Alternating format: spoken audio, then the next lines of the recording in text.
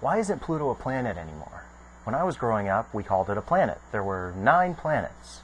Right? Where did this dwarf planet category come from? Why did everything change in 2006? To truly understand this, we have to go way back further than Pluto's discovery in 1930. We have to go back to the beginning of the solar system. 4.6 billion years ago, the solar system formed.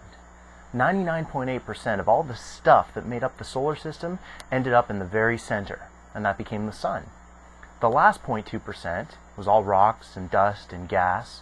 That ended up forming a big disk around the sun that would eventually become all the planets, moons, comets, asteroids, and all the other strange rocks that we find throughout our solar system. Fast forward a few billion years to the time when humans were around. Ancient civilizations had seen strange lights up in the sky that appeared to move night by night against the background of stars. The stars were fairly regular. They knew the patterns. They could understand how they changed. But these other dots, these other bright lights, seemed to move on their own. The ancient Greeks named them planets, which means wanderers. They appear to wander against the background of the stars. And today, the 5 dots, the 5 bright lights that ancient civilizations used to see, we call them the 5 visible planets: Mercury, Venus, Mars, Jupiter, and Saturn. But 1781, that was the year when humanity really started to figure out the outer solar system. That was the year that William Herschel discovered the planet Uranus. This was the first time in human history a planet had ever actually been discovered. Even though William Herschel originally thought that Uranus was just a comet, it would eventually lead us into a great journey of discovery using mathematics and astronomy. Around 40 years later, in the 1820s, astronomers had used their knowledge of Newton's laws of motion to predict the orbit of Uranus, and we felt pretty confident about knowing where it was and where it was going to be.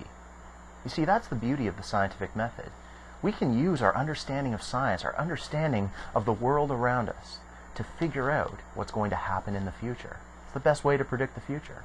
The problem was, when astronomers pointed their telescopes up in the sky and looked at where Uranus was, and compared it to where they predicted it to be, it was off by just a tiny little bit.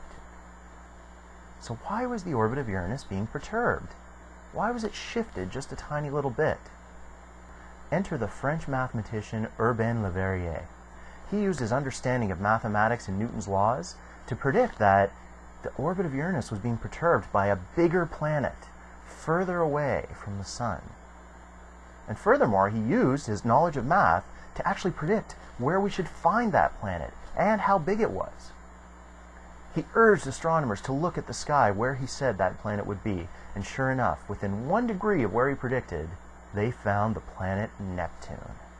This was an amazing leap for science. It was the first time we ever used the laws of motion that Newton had derived to actually discover a new world, a new planet that had been basking in our sun's light for billions of years since the formation of the solar system. But something was still a little bit wrong. 50 years of observing Neptune and doing the same calculations with Newton's laws, trying to predict its orbit and measure where it was, astronomers found that Neptune's orbit was being perturbed as well.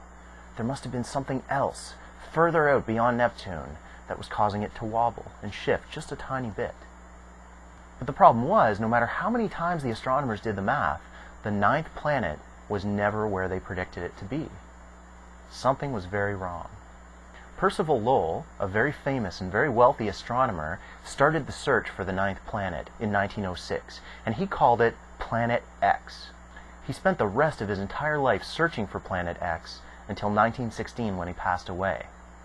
Finally, the search resumed in 1929, and the observatory hired a young astronomer named Clyde Tombaugh to search for the mystery planet. You see, the best way to find new objects in our solar system is to take 2 pictures of the same region of sky, about 6 or 7 days apart.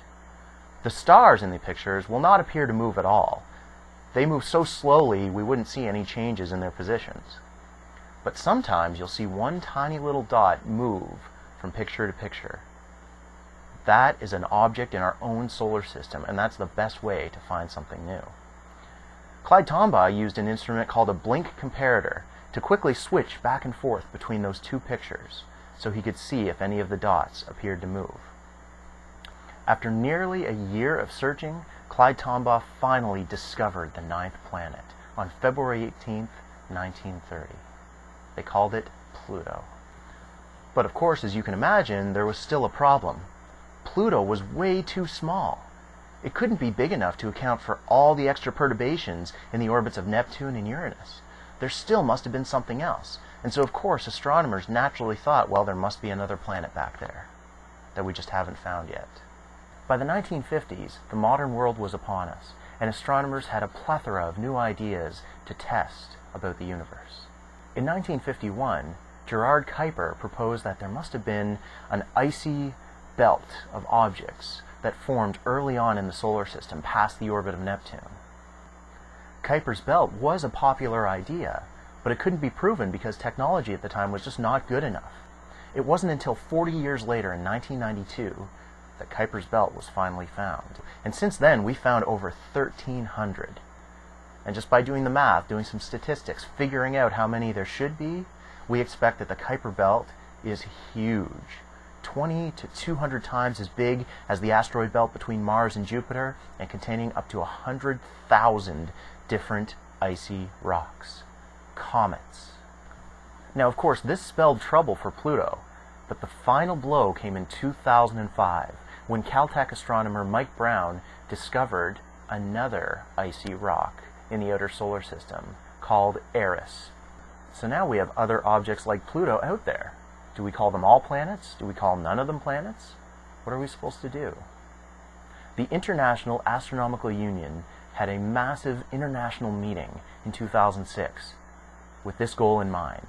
They wanted to come up with a new definition of a planet that would satisfy all astronomers across the world and help us categorize Pluto and all the other strange Kuiper Belt objects that we found. After serious debate and careful consideration, the International Astronomical Union developed a new definition of a planet. To become a planet, you need three things. The first is you have to orbit a star. Makes sense. Anything that orbits a planet is what we would call a moon. The second is that to be a planet, you have to be round, spherical, because of your own gravity. Most of the smaller rocks in the solar system, like asteroids and comets, aren't big enough and don't have enough gravity to pull themselves into a ball. In this case, Pluto is okay. It's big enough and it's round enough to pull itself into a ball.